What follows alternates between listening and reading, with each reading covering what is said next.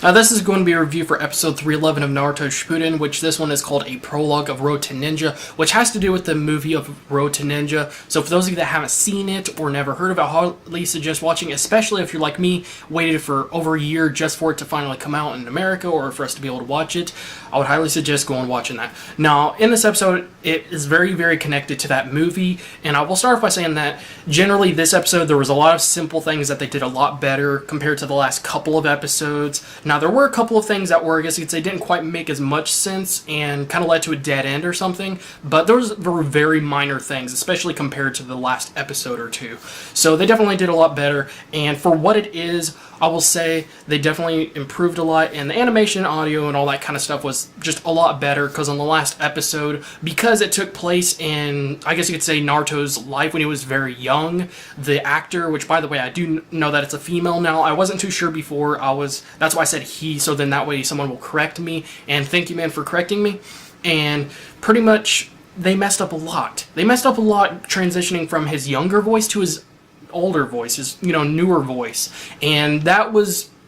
I can understand, but it was a very simple mistake that I guess you could say would annoy a lot of people, and there were some other small things that they definitely messed up that I guess you could say are kind of big and things that should not be a problem, but on this episode I will say they definitely did a good job as far as that kind of stuff goes, and they definitely did do a good job of connecting things to the movie, such as there was a part where Sakura was arguing with her mother, which probably has to do with the movie, in the part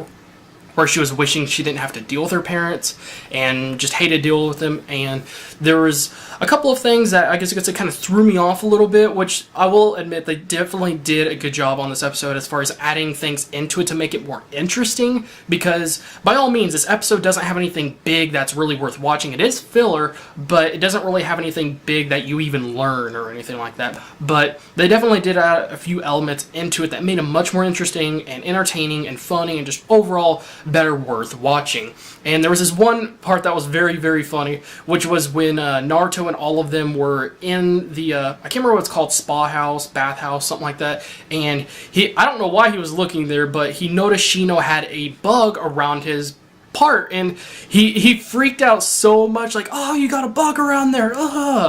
and he was talking about how he has the bugs clean him, and it was very funny, but random, and yet awkward, and it was just picturing that kind of freaks me out a little bit, but just generally that was a little bit funny part they actually added into it. And I really like the fact that they actually put the exact same part where Rock Lee got accused of peeking on the women, just like he did in the actual movie, which was, I guess you could say, was in another alternate version of the universe or something. But the same thing happened in both universes, and because, for those of you that watched the movie, you know what actually happened, or what was the truth on the movie, then you know what to expect on this part. So, I gotta say, I really like that, but the outcome what was very interesting, which, let's just say, involved Naruto getting accused of something, which was just very, very funny, but the way it ended kind of made me think, like, hold on, you wouldn't expect Sakura to be so nice to Naruto afterwards, because afterwards is probably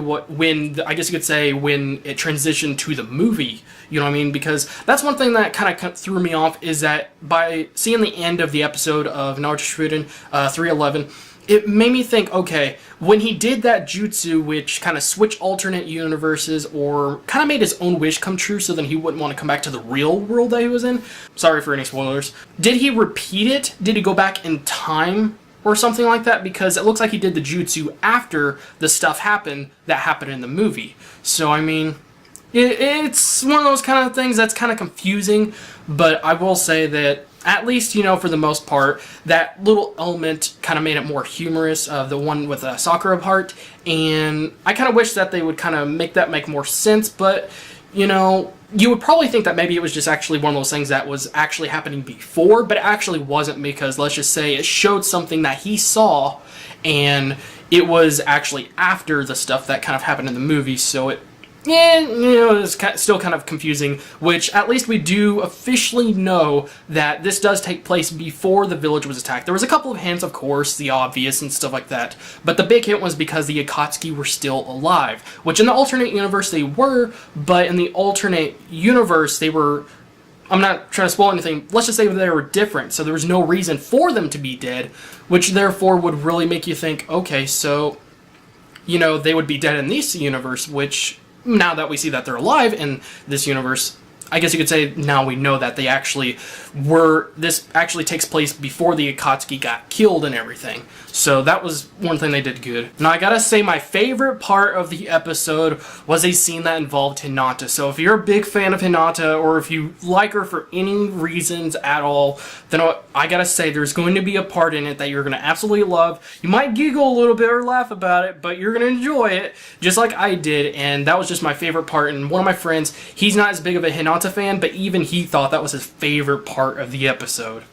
Now I'm going to give this episode a 4 out of 5 rating, which is actually pretty high considering it is a filler, and even though this wasn't a filler where you learned anything, it didn't get anything unveiled, there's no epic scenes, nothing crazy happened, but for what it is, they did a great job. They did a lot better on some of the simple things that they kind of messed up on the previous episodes, and they put a lot of things into the episode that made it more entertaining, funny, more enjoyable, pleasing, and just better, much more worth watching. And it just left a bigger smile on your face at the end of the day. Make sure to give this video a thumbs up if you enjoyed that Hinata scene, or if you've seen the movie already of Road to Ninja. And for those of you that are hoping that the filler stops soon, and I gotta say, I hope they do end soon. And because there was no manga chapter this week, it looks like the anime is gonna be catching up closer to the manga even more. And the reason they do fillers is so then the anime doesn't catch up to the manga. And because it's catching up even more now, I hope that doesn't mean they're gonna have to make more fillers. So again, I hope they end soon, but I guess we'll just have to see. So thanks again for watching. I hope to see you guys in the next video.